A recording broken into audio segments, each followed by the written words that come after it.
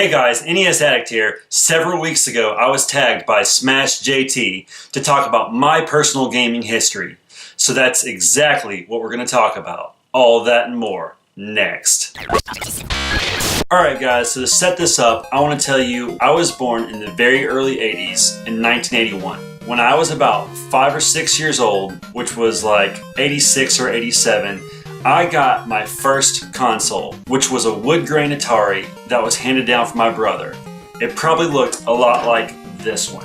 I honestly can't remember if it was 4-switch or 6-switch, but does that really matter? I was like 6 years old.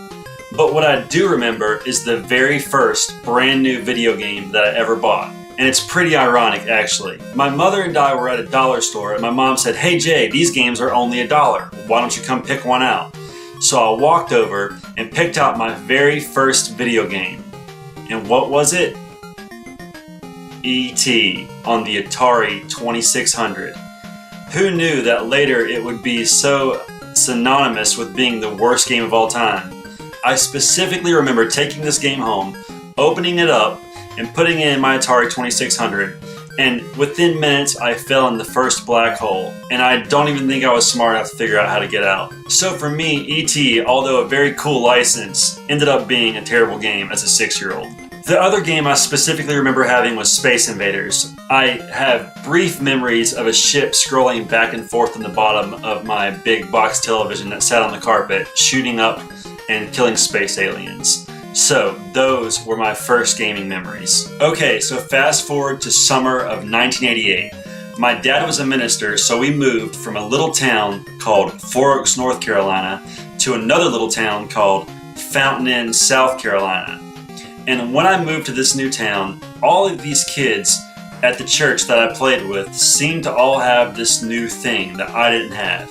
And that was the Nintendo Entertainment System.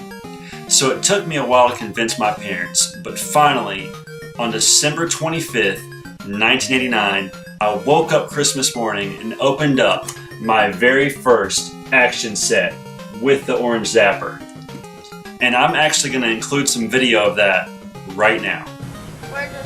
Jay, Santa Claus left one more present for you in the hallway that we missed. You reckon that is? Gosh, I can't believe it.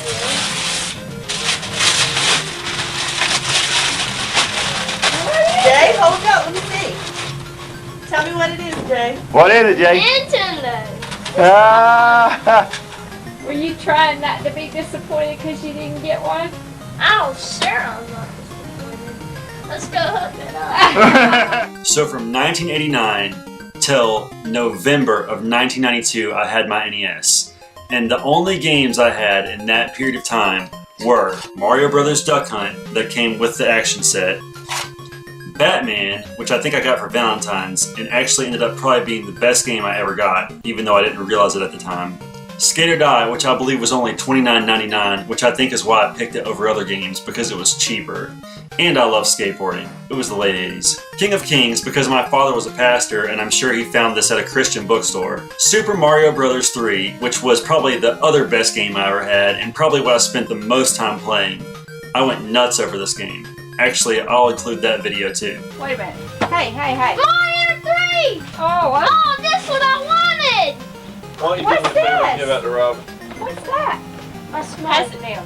Pass it to Robin. Yeah, pass them around and then. Mario 3! You got Mario 3? Santa Claus was good. And finally Ninja Turtles, which my sister bought me. I think I kept for about a day before I ended up returning it for a pair of Veriflex rollerblades.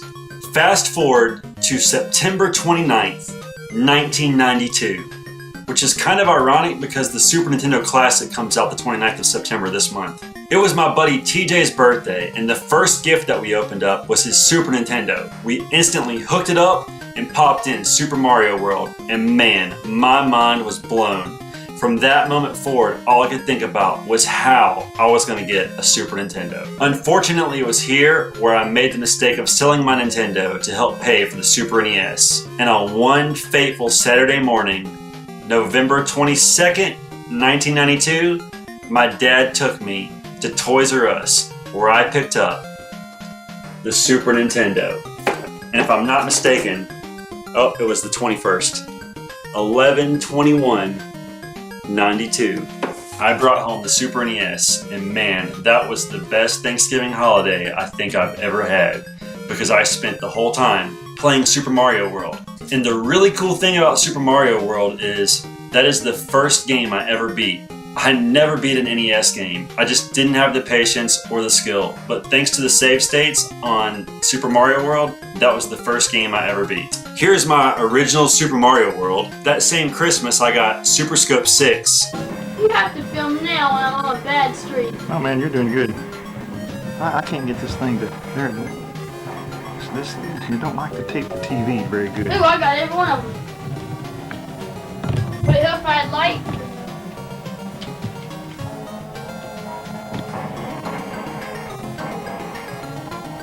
On a bad streak. I'm not doing too hot.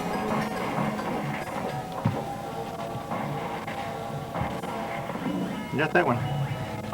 Uh-oh, danger. Ooh, I'm killing them all now. You're wiping them out, Jay.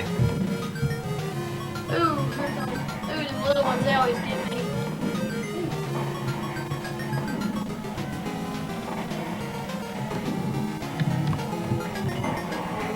Ooh, I'm getting dead. You take that, I got all them little ones.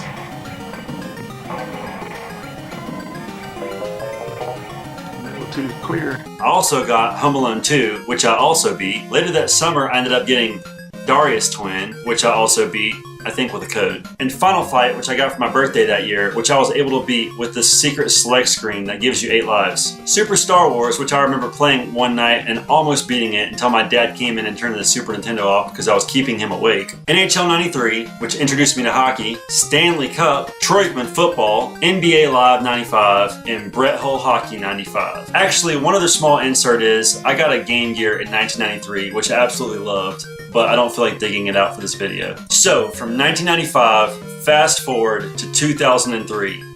In that gap of time, I didn't really play video games anymore. I was more worried about hockey and friends and somewhat girls there towards about 98, 99, 2000. And it wasn't until 2003 when someone told me I should play Halo. And I talked to my girlfriend at the time into buying me an Xbox for my birthday. From there, I picked up Halo, Jurassic Park Operation Genesis, which I regret selling, Ninja Gaiden, Metal Arms, and Halo 2, along with some other games that are less notable. Fast forward to 2008. Circuit City is going out of business, and I finally pick up an Xbox 360 for the tune of $149.99. From there, we played a lot of Halo 3, a lot of Halo Reach, and Halo 4, which was alright, I guess. And that's kind of where everything starts to take a turn. Because when the Xbox One came out, I decided at that point I didn't want to spend the mass amounts of money that they were asking for those systems, and I decided that I wanted to go back and play my original NES because I realized that I never beat Batman. And the rest is history, guys. So, I hope you enjoyed my personal gaming history. What are some of your personal histories? This was originally a tag video, so maybe I'll tag some people. Mark the Shark, go for it, buddy. Rex the Great, you're up too. And let's see, I'll tag one more person. Retro Game Junkie, my boy Philip. What you got for me? Alright guys, until next time, take care.